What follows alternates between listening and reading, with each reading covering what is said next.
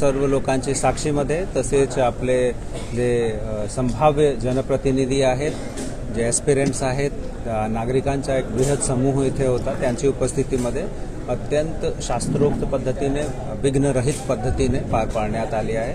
माननीय निवडणूक आयोगाने या सोडतीची जे आदर्श कार्यपद्धती आपल्याला निश्चित करून दिलेली आहे त्याचं तंतोतंत पालन करून ही प्रक्रिया आपण इथे संपुष्टात आणली आहे। आपल्याला कल्पना आहेतच की ठाणे महानगरपालिकाचा जे एकंदरीत कार्यक्षेत्र आहे त्यामध्ये 131 प्रभाग आहेत आणि या 131 प्रभागांपैकी विविध नागरिकांचे जे विविध समूह आहेत, समुदाय आहेत, त्यांच्यासाठी आरक्षण कशा पद्धतीने ठेवायच्या याच्या अनुषंगाने आजचा हा पूर्ण कार्यक्रम होता। यामध्ये अनुसूचित जातीसाठी जे एकूण जागा आहे त्या 9 आरक्षित आपल्याला झाली आहे आणि त्याचा मूल आधार जे अनुसूचित जातीची लोकसंख्या आहे। अनुसूचित जमातीसाठी 3 प्रभाग, नागरिकांचा मागासवर्ग प्रवर्ग जे आहे त्याच्यासाठी 35 प्रभाग आणि सर्वसाधारण एकूण 84। आता यामध्ये परत अनुसूचित जातीचे जे एकूण राखीव आपले 9 प्रभाग आहेत त्यापैकी 5 प्रभाग महिलांसाठी राखीव झालेले आहेत। अनुसूचित जमातीचे 3 पैकी 2 प्रभाग महिलांसाठी राखीव झालेले आहेत।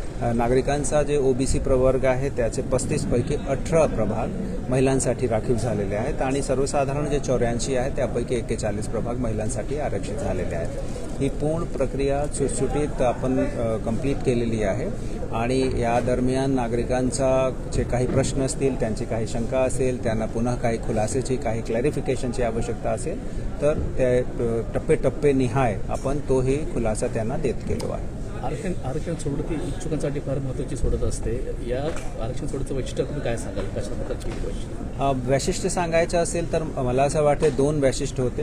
माननीय निवडणूक आयोगने जे आदर्श कार्यपद्धती आखून दिलेली आहे त्याचा तंतोतंत पालन करणे आणि पूर्णतः पारदर्शक पद्धतीने शाळेची मध्ये शिकणारी लहान मुलींची मदतीने आपण ही प्रक्रिया कंप्लीट केली आहे। 3 वर्ष प्रशासकीय राजवट लागू आहे ठाणे महापालिकेत, आता निवडणूक होणार आहे, कसा सपोर्ट मिळेल सगळं बसल्यानंतर किंवा कसं काय वाटतं तुम्हाला? अत्यंत सपोर्ट मिळणार आहे आणि पूर्णतः जे दोन्ही जे प्रशासनाचे दोन्ही घटक आहेत अर्थात प्रशासकीय अधिकारी तसेच निवडून आलेले जनप्रतिनिधी ते एकमेकांना सहकार्य करून पुढे जाणार आहे। लोकशाहीचा हा मूलभूत एक संकल्प आहे, एक तत्व आहे की यामध्ये निवडून आलेले जनप्रतिनिधी हे विकासाला चालना देतात आणि जे इतर प्रशासकीय यंत्रणा आहे ती त्याला सपोर्ट करते।